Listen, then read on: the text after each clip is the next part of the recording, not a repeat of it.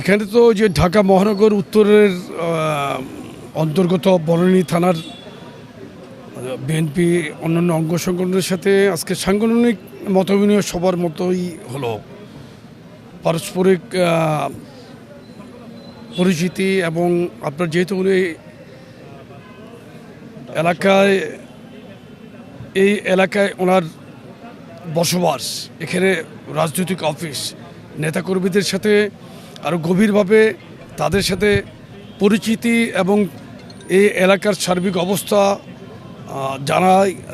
জানার জন্যই আজকের এই মতবিনিময় সভা বা আলোচনা সভার মতো।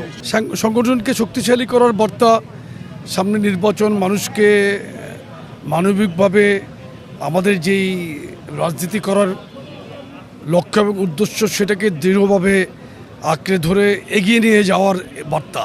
এখানে সকালে আপনার এই বনানী থানা এবং 4টা ওয়ার্ড নিয়ে আসলে এখানে আলোচনা হয়েছে।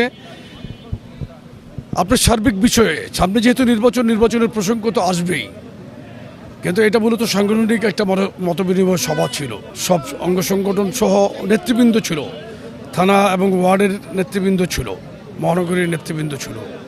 আর কেন্দ্রীয় যুবদলের সভাপতি হিসেবে আমি ছিলাম, ছাত্রদলের সেন্ট্রাল সাধারণ সম্পাদক, মহিলা দলের কেন্দ্রীয় সাধারণ সম্পাদিকা ছিলেন।